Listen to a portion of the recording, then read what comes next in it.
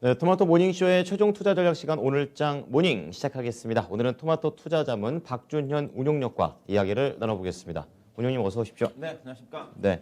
어쨌든 이번 주는 좀 계속해서 상승하는 그런 좋은 분위기였었고 또 뭐 수요일 날 말씀해 주셨지만 이런 만기일과 관련해서도 큰 문제 없이 지나갔습니다. 네. 어제 어떻게 보셨습니까? 예, 뭐 최근에 이제 글로벌 시장 오늘 뭐 나스닥 시장이 많이 빠졌지만은 네. 오미크론 우려감 자체가 좀 완화가 좀 되면서 전반적으로 뭐 기술적 반등 좀 시도를 하고 있어요. 최근에 오미크론발 영향권 때문에 하락했던 부분 자체를 거의 다 회복을 했죠. 그쵸. 국내 시장도 다 회복했죠. 뭐 코스피가 3,030 어제 이제 코스닥상 강세했기 때문에. 그렇죠. 그러면서 전반적으로 뭐 위험 자산에 대한 선호가 조금 좀 이동되는 쪽이에요. 오늘은 좀 약간 또 이제 약간 안전자산 쪽으로 이동한 갔었으니까 쪽이지만 살짝 쉬는. 그런 흐름이 좀 나타나고 있는 쪽인데 여기다 이제 어제 같은 경우 이제 국내 시장 자체가 또 지수가 단기적으로 많이 올랐던 부분도 있지만은 이제 만기일이었기 때문에 네. 좀 간망세가 짙은 쪽이었거든요. 상당히 그렇지만 그 만기일에도 불구하고 장중 흐름 자체는 상당히 견조했습니다. 그랬더라고요. 거의 뭐 지수가 아침에 잠깐 약간 뭐 약세가 나왔었지만은 대체적으로 10시 이후에는 코스피 지수 기준에서 플러스 한 10포인트에서 네. 15포인트 정도 안정적인 흐름이 증가됐는데 전개됐는데 네. 일단은 계속적으로 외국인 투자가들이 장중에 선물 매수가 계속 들어왔거든요. 선물 매수가 현물은 거의 변동이 없었지만은 그렇죠. 선물에서 장중에 거의 9천억 정도까지 매수가 유입됐으니까 많이 들어왔네요. 그래서 종가는 결국 이제 6천억 정도 매수 규모가 조금 줄어들었었는데 매수가 들어왔다는 자체는 현재 이제 선물 자체가 거의 내년도 3월 쪽으로 다 롤오버가 됐다고 좀 봐야 되겠죠. 그렇죠. 그런 어떤 흐름이 안정적인 흐름이었다고 봐야 될 것 같고 장 막판에 좀 이제 변동성이 있었었어요. 네. 만기일 12월 달 만기일은 제가 배당을 겨냥한 매수 차익 거래 때문에 매수가 기관 유입될 쪽에서. 가능성이 크다고 그랬었죠. 네. 실질적으로 어제 장 막판에 거의 한 금융투자 중심으로 해가지고 비차익 거래 매수 물량이 거의 7천억 정도가 유입이 됐습니다.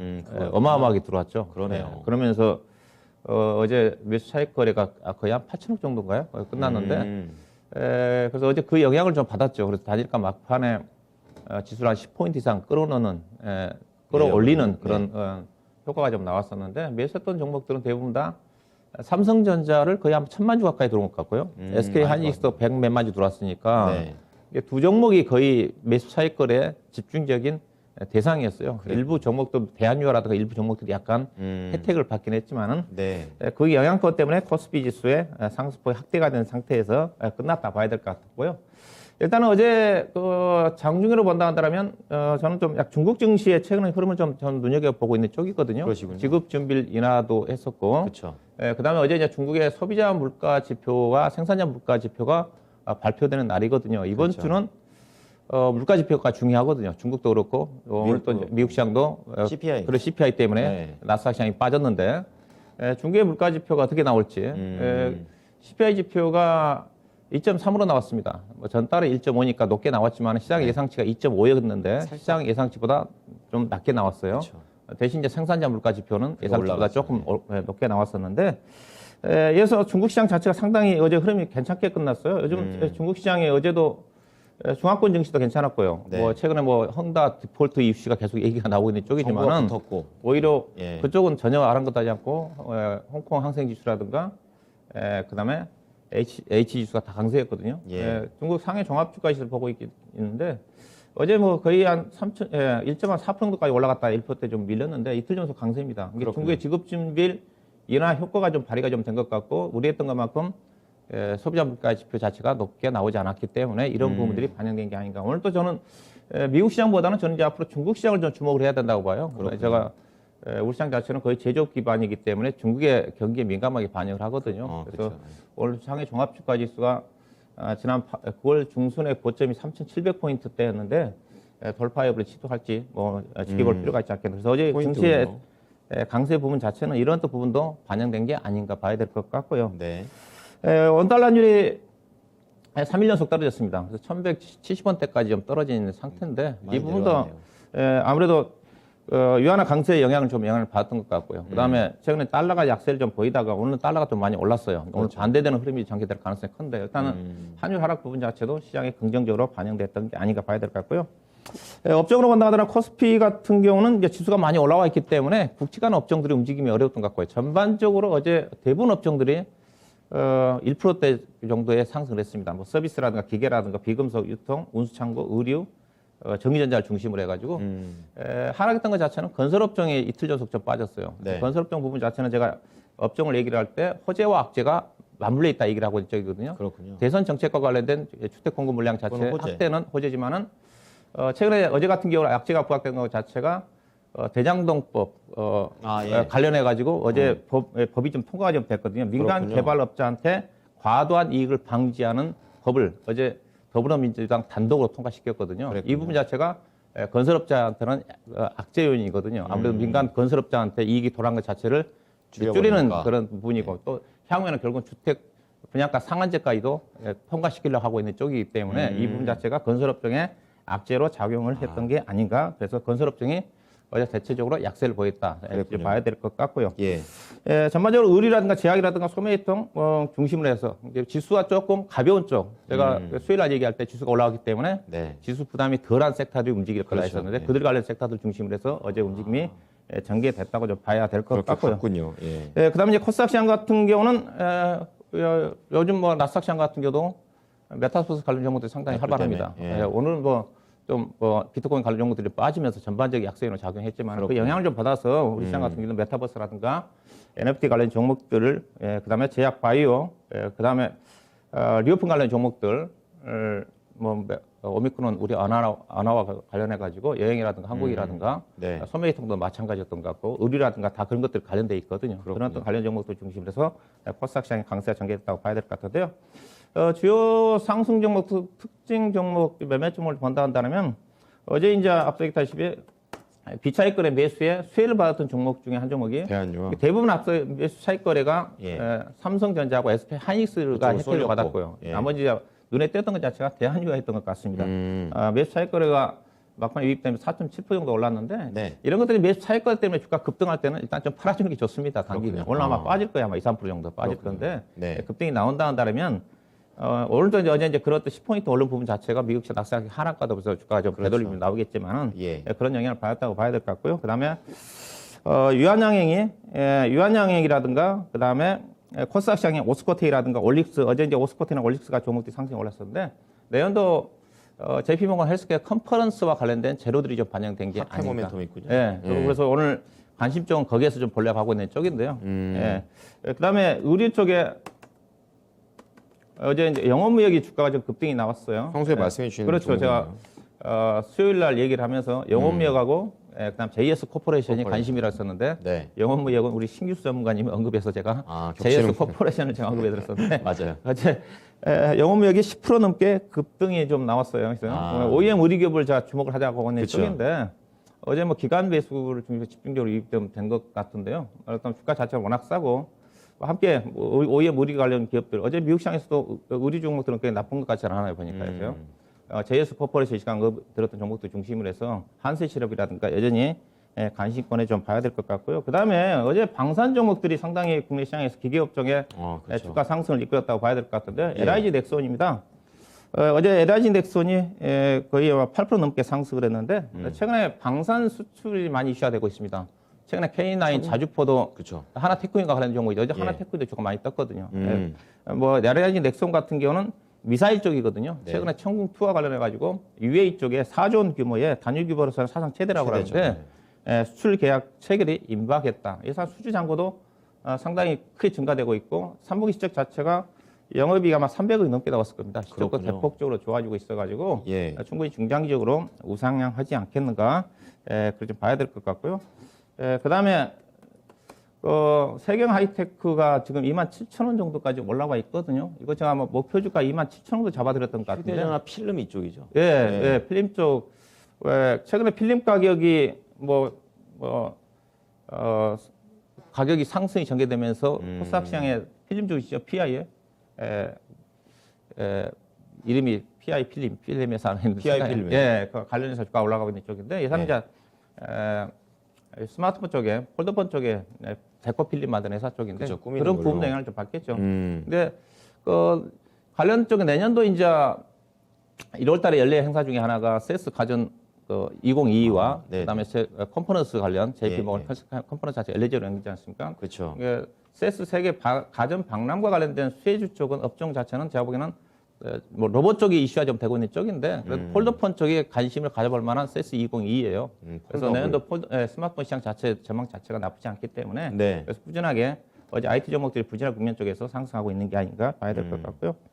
그다음에 이제 중고차 관련 종목 쪽에 이게 CIS 주가가 움직임이 전개됐는데 최근 이제 2차전지 소재 관련 종목들이 기술적 반등 나오면서 지금 전고체 다음 쪽에 순환매가 나오고 있는 것 같습니다. 전고체 관련 종목 뭐 이수학을 중심으로 해서 뭐 관심 가져야 될 것 같고 그다음에 또 움직일 수 있는 것 자체가 LFP 배터리가 좀 많이 쉬었거든요. 많이 주가 빠졌고 그렇군요. 관련 종목에 순환 상승을 봐야 될 것 같고 그다음에 배터리 쪽. 예. 앞서 이제 얘기했다시피 NHN 벅스 자체가 뭐 싸이월드와 관련해 가지고 어제 이제 메타버스 관련 종목 쪽으로 엮이면서 NH와 더불어서 주가 상승이 두드러지게 나타났다 이렇게 봐야 될 것 같습니다. 어제 그래서 시장의 특징은 만기일 때문에 전반적인 관망 흐름이 좀 전개가 좀 됐지만 코스닥 시장을 중심으로 해서 어제 코스닥 시장의 상승이 훨씬 높았거든요. 그렇죠. 코스닥 시장을 중심으로 해서 특히 코스닥 시장의 강세 자체가 어제 기관 투자가들이 무려 2,700억 정도 대규모 매수가 입됐습니다. 코스닥 시장의 상대적 강세가 눈에 띄었던 하루였다 고 봐야 될 것 같습니다. 네, 어쨌든 이제 FOMC를 앞둔 상태에서 국내에서는 한 파도 건넌 그런 상황입니다. 지금 코스피보다는 코스닥의 흐름이 좀 더 강한 가운데 오늘 이제 금요일장을 어떻게 좀 대응을 해봐야 될지 알아보겠습니다. 오늘 그러면 코스닥에서 또 계속해서 종목을 찾아봐야 될까요? 투자 전략은요? 예, 일단은 오미크론발 우려감 자체는 완화가 좀 됐고요. 그렇죠, 예. 주가 좀 빠지면 약간 우려감이 부각됐다고 얘기를 하고 있는 쪽인데 일단은 뭐 확산 자체는 뭐 델타 변이보다 한 4배가 높다고 그러지 않습니까? 일본에서 그런 얘기 하더라고요. 예, 그런 네. 얘기를 하는데 일단은 치명률 자체가 낮으니까. 낮다고 하는 거니까 큰 영향은 없을 것 같고요. 이제 시장의 관심은 이제 우리가 만기일도 끝났고 이제 그 다음 주에 있을 FMC로 이동입니다. 오늘 밤에 미국 시장, 간밤에 미국 시장 자체도 지금 FMC의 불확성이거든요. 있어요. 그렇죠. 예, 오늘 이제 나스닥 시장의 하락폭이 좀 컸던 건데 결국은 CPI 지표 발표를 오늘 밤에 발표가 되겠죠. 미국 그렇죠. 시장에 발표를 앞두고 바이든 대통령이 먼저 선제적으로 경고를 했지 않습니까? 맞아요. 벌써 대통령이 CPI 물가까지 언급한다는 자체는 그렇죠. 그만큼 물가에 대해 관심이 많다는 거거든요. 그렇죠. 결국은 내용 자체가 최근 그 CPI 지표 자체가 가격 하락세 자체가 반영이 안 됐다. 이 그러니까 말을 높게 나올 거다는 얘기잖아요. 그렇죠. 이 말은 높게 나올 거다. 근데 지난달에 10월 달에 CPI 지표가 6.2였거든요. 예. 6.2% 상승했는데 예. 시장의 가이던스가 6.7% 정도 예상을 하고 있다고 그러는데 그보다 더 높게 나온다는 의미지 않습니까? 어떻게 봐야지 한 7 넘어야지 위험한 겁니까? 그렇죠. 6.7 정도 나오면 그런 언급을 안 할 것 같은데 한 네. 7% 정도 나올 가능성이 크거든요. 왜냐하면 11월 달까지 전반적 글로벌 시장의 물가 지표가 높습니다. 그렇군요. 우리나라도 지난달 3.2인데 지금 3.7로 올라갈 전망이고 앞서 중국도 예상치보다 낮게 나왔지만 지난달에 10월 달에 1.5였는데 올라갔잖아요. 2.3으로 올랐거든요. 그래서 예. 미국도 당연히 높게 나옵니다. 6.2에서 네네. 6.7로 예상하고 있는데 제가 보기에는 7% 정도 나오는 게 아닌가. 근데 미리 바이든 대통령이 미리 경고를 한 거잖아요.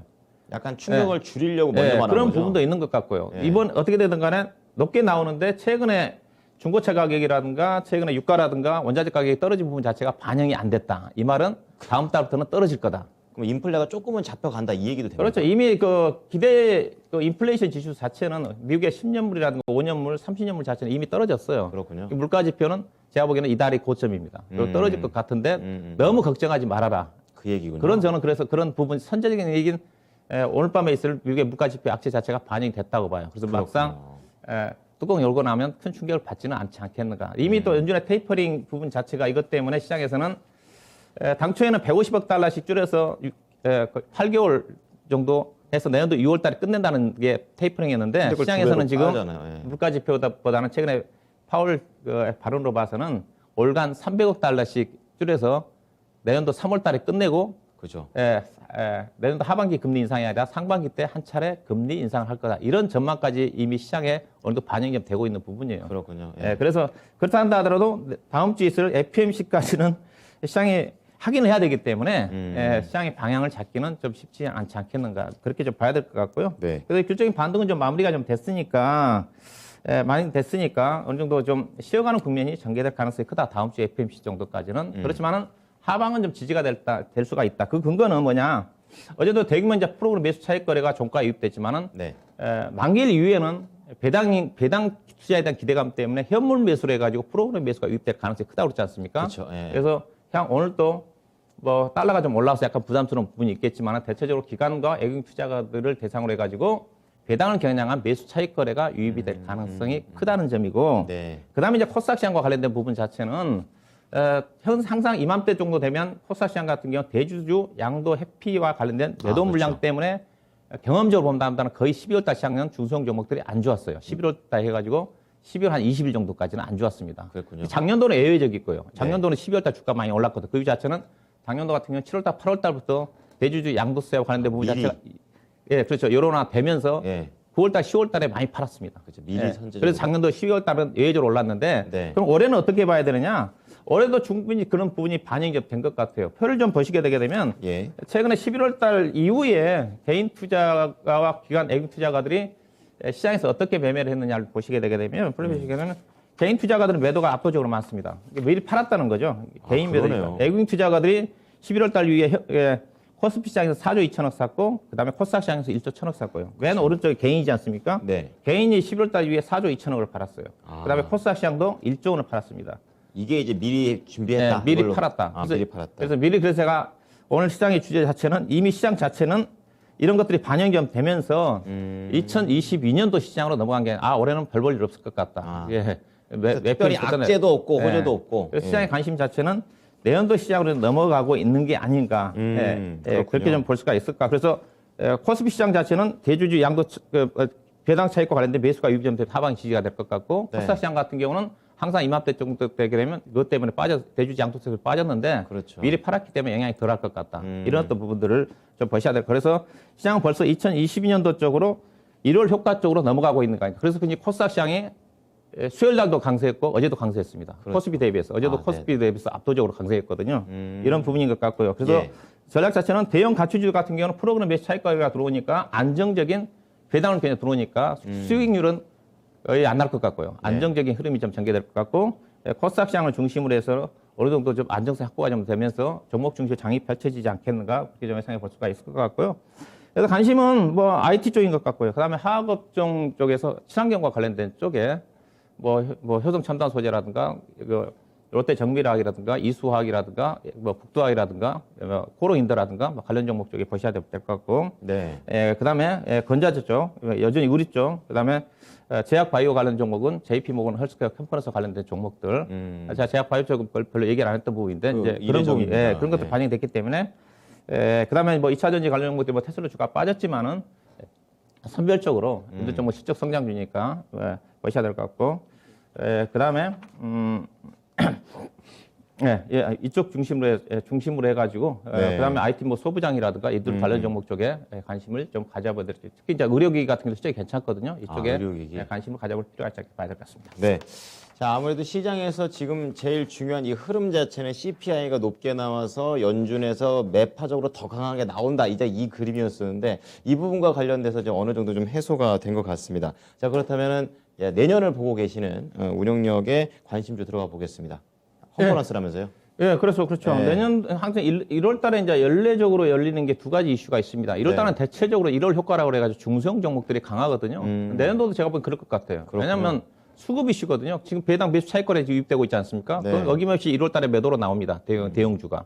예. 그리고 내년도 1월 달에 이슈 자체가 뭐냐면 LG 에너지 솔루션의 대규모 IPO예요. 그렇죠. 그것 때문에 대형주가 수급이 안 좋을 겁니다. 예. 그거 사기 위해서 기관 투자가들이 팔 거고요. 그렇죠. 대형주가 내년도 쉽지가 않아요. 중소형 종목장이 1월 달에도 어김없이 중심으로 해서 1월 효과가 나올 가능성이 큽니다. 그러면 1월 달에 이제 이슈가 되는 게 두 가지거든요. 항상 연례적으로 하는 게 제피모건 헬스케어 컨퍼런스와 그다음에 세스 내년도 2022겠죠. 세계 최대 가전 전시와 관련된. 근데 세계 2022와 관련된 가전과 관련된 부분 자체는 뚜렷한 섹터가 없어요. 그렇군요. 근데 제피모건 헬스케어 컨퍼런스와 관련된 부분 자체는 여전히 시장에서 주목을 할 것 같은데, 그 JP모건 헬스케어 컨퍼런스 관련 정보들은 12월 달에 사가지고 1월 초에 팔아야 됩니다. 팔아야 되는데, 이제 그래서 지금 이제 주가가 좀 올라간 부분이 있는데, 일단 JP모건 헬스케어 컨퍼런스가 내년도 같은 언제 열리냐? 1월 10일부터 1월 13일 열립니다. 샌프란시스코에서 열리는데, 작년도 같은 경우는 이제 코로나 때문에 온라인으로도 행사되는데, 올해는 이제 온라인과 오프라인이 함께 열린다 봐야 될 것 같은데, 그렇군요. 글로벌 500여 개의 IPO 바이오 기업들이 참여하니까 세계 최대 바이오 연례 행사라 좀 보시면 될 것 같고요. 기술력 자랑하러 가는 그렇죠. 이제 그래서 이제 국내 기업들도 여기서 참여를 하는데, 참여 관련 기업 중에서 아무래도 오프라인 참여 기업이 좀 유리할 것 같고요. 왜냐하면 오프라인을 참여해야지 기술 이전 협상이라든가 재료가 나올 수가 있거든요. 아, 그런 쪽에 관심 보자. 그러면 관련 기업들이 어떤 기업들이 현재 참여를 예상을 하고 있느냐? 10개 넘는 거 최근에 같은데? 12월 달부터 주가 움직임 자체를 좀 수익률까지 봤었는데 주가가 좀 올라왔습니다. 근데 네. 대체적으로 11월 말이 종합주가지수가 저점이었기 때문에 평균적으로 종목들이 10% 정도 올라왔는데 그렇군요. 많이 올라온 종목들은 그런 부분이 반영됐다고 보시면 될 것 같죠. 뭐 그렇군요. 국제관 기업들 같은 경우는 삼성 바이오로스라든가 SK 바이오팜, 녹식자가 현재 참여가 결정되고 네. 그다음에 중성 종목들은 에코캠 바이오, 매드팩도, ABL 바이오, 오스코텍, 네오 이뮤텍, 올릭스, 나이팩, 파마핀 되는데 여기서 이제 오프라인 쪽에 확정된 회사가 네오 이뮤텍하고 그다음에 네. 올릭스, 파메핀 정도가 좀 됩니다. 그렇군요. 그다음에 아직까지 시간적 여유가 있기 때문에 네. 여기서 몇몇 기업들이 추가적으로 참여를 하지 않겠는가. 어제 같은 경우는 보니까 크리스탈 로믹스인가요? 뭐 참여를 한다고 하더라고요. 추가적으로 한두 개 종목이 나올 것 같고 그중에 한 종목도 바뀔 수도 있고. 네, 오스코텍 같은 경우도 참여하지 않겠는가 전망인데 이 중에서 관심 종목적으로는 오스코텍을 좀 보도록 하겠습니다. 의외로 가서 이렇게 할 것 같은 기업을 선택하실 줄 알았는데요. 이 예사는 거의 갈 겁니다. 갈 거고 연례적으로 예사가 JP모건 헬스케어 컴퍼니에서 참여를 하고 있고 2018년도 같은 경우에 참여해가지고 이미 예사가 레이저 TGV라는 회사 그렇죠. 수익과 관련된 부분 자체를 대규모 1조 4천억 달러 규모 그걸 레이저 팀 자체가 예사 개발해가지고 유한양행한테 넘겼거든요. 기술을. 그렇죠. 유한양행이 이제 얀센한테 1조 4천억 정도 또 팔고. 우리나라 기술 수출 중에서는 계약금으로 따지면 두 번째고 계약금 받는 것 따져서 금요로 따지면 네 번째 이제 기술 개발의 한 회사라 좀 보시면 될 것 같아요. 즉 회사는 기술 개발 인정받은 회사라 좀 보시면 될 것 같고 이번 JP모건 헬스케어 컴퍼니에서 100결정명 치료제 일상 실험을 발표하지 않겠는가 전망이고 또 일부에서는 치매 치료제와 관련된 부분도 발표할 가능성이 있다는 쪽인 것 같습니다.